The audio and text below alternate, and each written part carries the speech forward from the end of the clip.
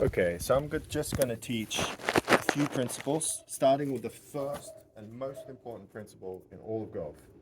It is your lead leg and the turn of your hip and the slight tilt of your spine. So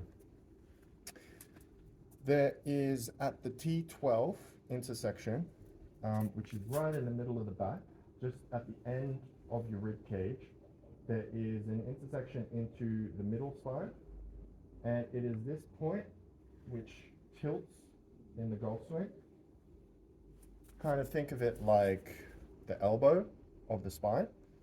Um, this tilt, whenever you turn, comes back this way, and then as you change from the top of the swing, it tilts the other way and remains that way until the end of the swing. So that is the first thing to know.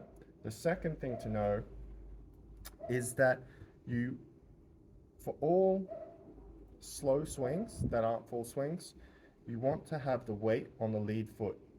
The reason for this is that it changes the low point of the arc to be where the ball's going to be, which is just off the inside of your foot.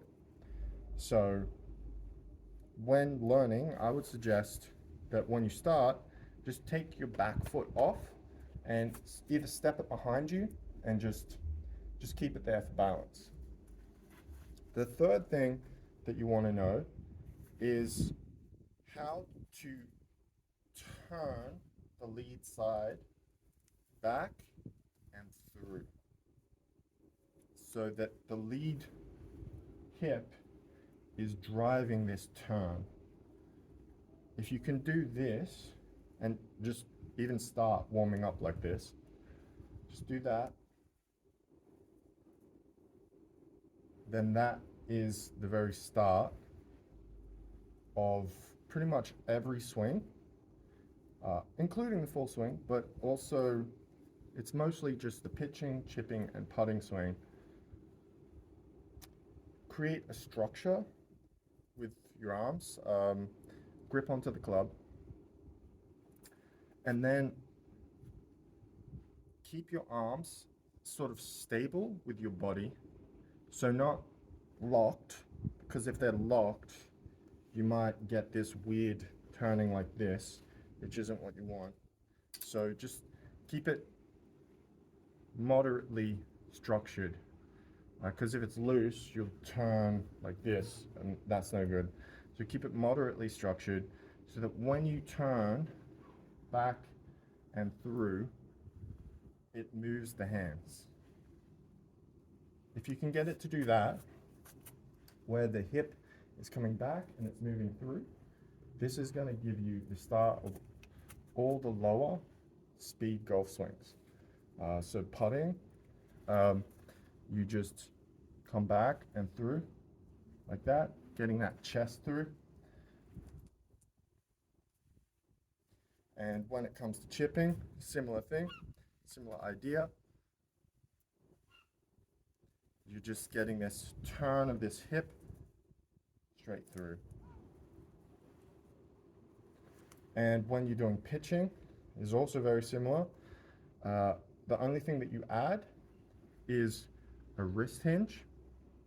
So a wrist hinge is essentially the butt of this hand lowers, and it creates that hinge. So you don't want to push it down when it comes down. You just kind of want to let it drop, but guided with moderate tension. And as it comes to the impact point, if you think the arm isn't moving, when it comes to impact, then it moves. It takes over from the club head speed. So the club head, if it's swinging like a pendulum, then just think arm takes over at the bottom of the swing. So the arm just takes over at the bottom of the swing. And if you can do that, where you just take over at the bottom of the swing, that's going to give you how you can create the wrist movement. So you just come through, and you're just taking over at the bottom of the swing. And that is how you do chips and pitch shots. So just comes back and through, back and through. And that's all you need to do. You don't need to wind up and make a move and then jump off. You don't need to do anything. So just relax, just learn this front hip is basically the basis of all golf. And that tilt and a little bit of wrist movement straight through. And that's the foundation or the starting block of all of golf.